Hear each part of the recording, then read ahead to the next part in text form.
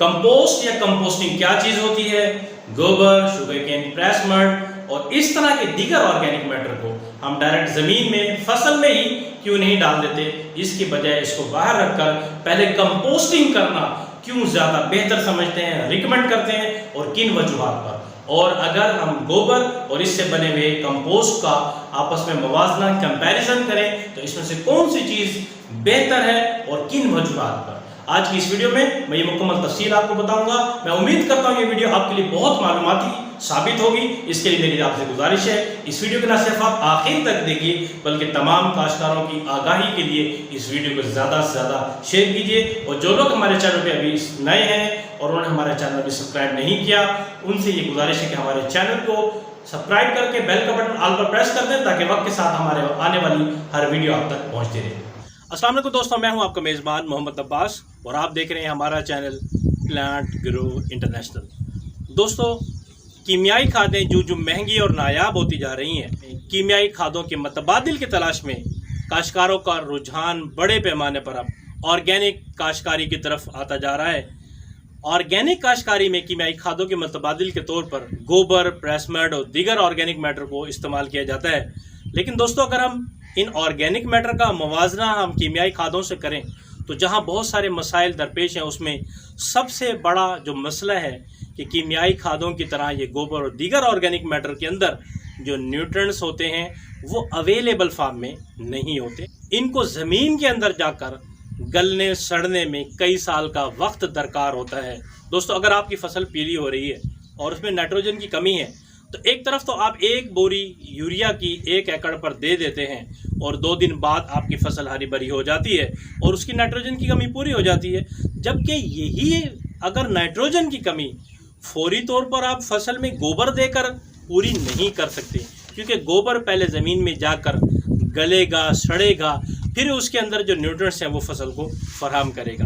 दोस्तों, हमारी फसल को भूख तो आज हो लेकिन उसको हम खुराक कई सालों पर तकसीम करके दें थोड़ी थोड़ी, वो भी स्लो रिलीज़ हो, तो दोस्तों हमारी फसल की जो खुराक की कमी है वो पूरी नहीं होगी, तो लामहला तौर पर फसल हमें पैदावार भी पूरी नहीं देगी। तो दोस्तों, मालूम ये हुआ कि गोबर, प्रेस मड और दीगर ऑर्गेनिक मैटर के अंदर जो न्यूट्रिएंट्स होते हैं वो कीमियाई खादों की तरह अवेलेबल फॉर्म में नहीं होते।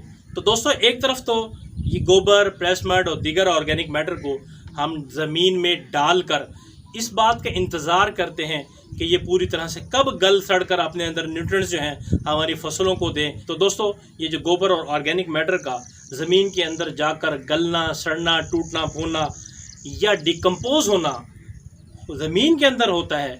अगर हम इन ऑर्गेनिक मैटर को ज़मीन से बाहर रखकर गला सड़ा लें, डिकम्पोज कर लें, तो हमारी फसल का ये मसला काफ़ी हद तक हल हो सकता है कि इसको एक तैयार खाना वो भी ऑर्गेनिक हमारी फसलों को मिल जाए। तो लिहाजा दोस्तों, ऑर्गेनिक मैटर को ज़मीन से बाहर रखकर गलाने सड़ाने प्रोसेस को कंपोस्टिंग कहा जाता है। गोबर के मुकाबले में गोबर से बनी हुई कंपोस्ट फसल को कम वक्त में और ज़्यादा न्यूट्रिएंट्स फराहम करती है। गोबर बामुकाबला इससे बनी हुई कंपोस्ट। दोस्तों, यहाँ मैं आपको एक बात पहले बता देना चाहता हूँ कि गोबर और उसके कंपोस्ट के कंपैरिजन का मतलब यहाँ हमारा हरगिज़ ये नहीं है कि गोबर कोई नुकसानदेह चीज़ है या हम फसल या ज़मीन में गोबर के इस्तेमाल के मुखालिफ हैं। हरगिज़ नहीं दोस्तों, ये दोनों चीज़ें न सिर्फ इंतहाई फ़ायदेमंद हैं बल्कि ऑर्गेनिक काश्तकारी में बहुत ज़रूरी चीज़ें हैं। यहाँ गोबर और उससे बने हुए कंपोस्ट का कंपैरिजन का मतलब ये है कि इनमें से कौन सी चीज़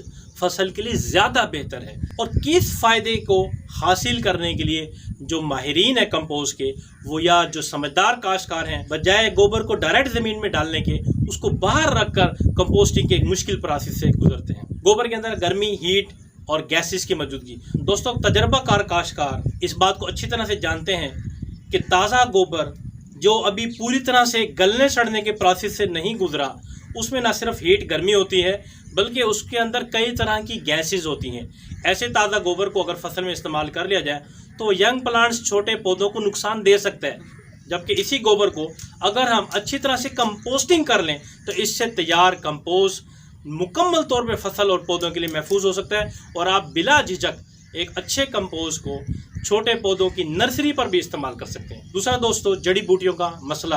दोस्तों सबके इल्म में यह है कि ये जो गोबर होता है ये जानवरों का फुजला होता है जो सब्ज़ घास के साथ मुख्तलिफ़ किस्म के बीज भी खाते हैं। तो ये बीज उसके गोबर में शामिल होकर हमारी फसलों में जड़ी बूटियों को बढ़ाने का सबब बन सकता है, जिसकी वजह से हमारे काश्तकार को बार बार गोडी करनी पड़ती है, हल चलाना पड़ता है या फिर जड़ी बूटी मार स्प्रे करना पड़ता है। जबकि इसी गोबर को अगर हम डायरेक्ट ज़मीन में इस्तेमाल करने की बजाय इसकी बाहर रखकर अच्छी तरह से कंपोस्टिंग कर लें तो गोबर के अंदर जो मौजूद सीड होते हैं, बीज होते हैं, वो गल सड़ जाते हैं और उसके बाद कंपोस्ट जो है हमारी ज़मीन में जड़ी बूटियों का सबब नहीं बनता। कुछ नुकसानदेह पैथोजिन की मौजूदगी। दोस्तों गोबर के अंदर मौजूद पैथोजिन जो हैं जो नुकसानदेह हो सकते हैं फसल के लिए, उनको भी अगर अच्छी तरह से हम कंपोस्टिंग कर लें तो उसके इम्कान को भी ख़त्म किया जा सकता है। जो बैक्टीरिया या माइक्रो ऑर्गेनिज्म गोबर को डिकम्पोज करते हैं वो गोबर के अंदर मौजूद नुकसानदेह पैथोजिन को भी ख़त्म कर देते हैं। न्यूट्रिएंट्स में फ़र्क।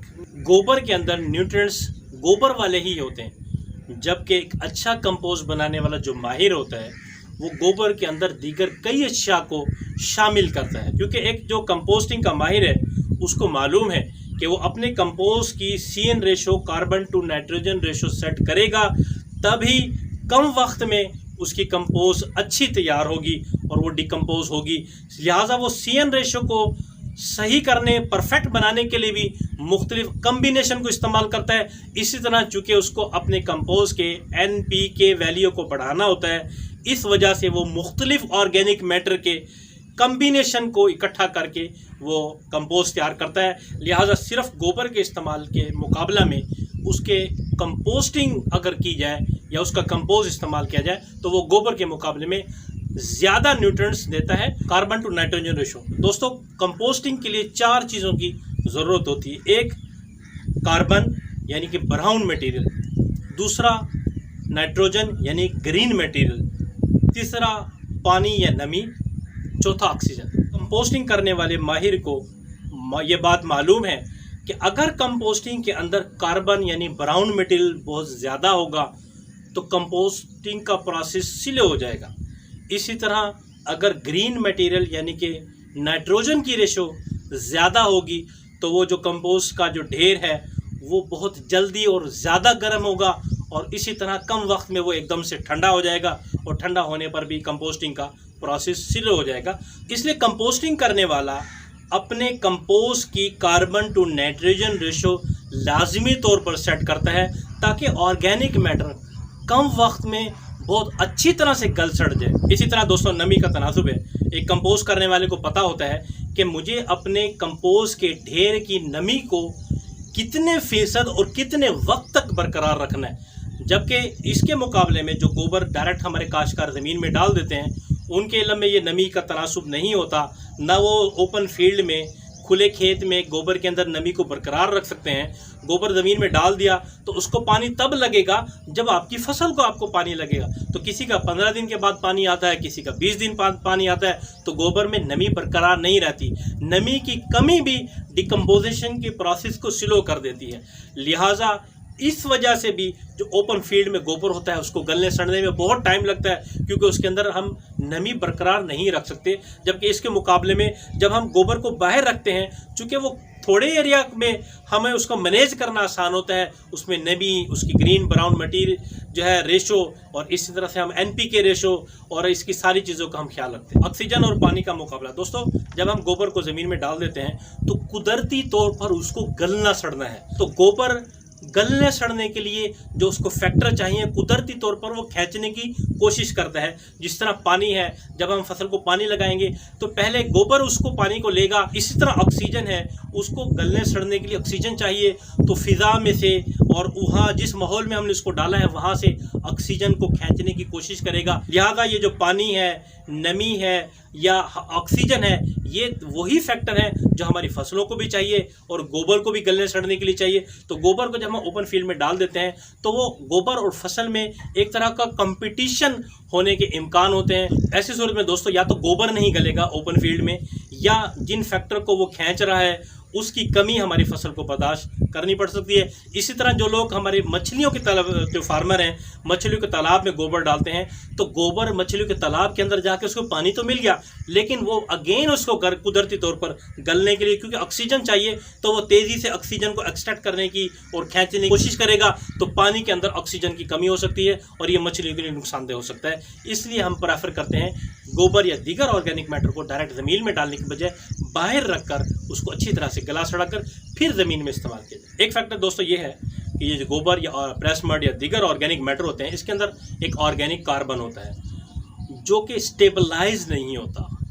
अगर हम बग़ैर इसको डिकम्पोज किए ओपन फील्ड में डाल देते हैं, वो कार्बन डाइऑक्साइड में कन्वर्ट होकर फ़िज़ा में वो रिलीज़ हो जाता है। इससे एक तो ये होता है दोस्तों, वो जो ऑर्गेनिक कार्बन था जो हमारी फसल के लिए, पौधों के लिए मुफीद हो सकता था, तो वो वसाइल ना सिर्फ ज़ाया हुए, उसके अंदर जो मौजूद कार्बन था वो ज़ाया हुआ, बल्कि वो कार्बन डाइऑक्साइड बनकर जब फ़िज़ा में रिलीज़ हुआ तो हमारे माहौल को आलूदा करने का वो सबब बना। इसके बजाय दोस्तों, अगर हम गोबर और ऑर्गेनिक मैटर को बाहर रखकर अच्छी तरह डिकम्पोज कर लें, तो उसके अंदर जो ऑर्गेनिक कार्बन होता है वो स्टेबलाइज हो जाता है। वो कार्बन डाइऑक्साइड के बजाय उसको माइक्रो ऑर्गेनिज्म जो है कार्बोहाइड्रेट में कन्वर्ट कर देते हैं, और उसकी वजह से वो कार्बोहाइड्रेट जो है हमारी फसलों के, पौधों की खुराक बन जाता है। तो लिहाजा ये दोस्तों पॉइंट्स थे जिनकी बुनियाद पर गोबर, पोल्ट्री वेस्ट या प्रेस मड को डायरेक्ट ज़मीन में डालने के बजाय हम ये प्रेफर करते हैं और माहिरीन ये प्रेफर करते हैं कि इसकी बाहर रखकर कंपोस्टिंग कर ली जाए। मैं उम्मीद करता हूं दोस्तों आज की वीडियो आपको बहुत पसंद आई होगी।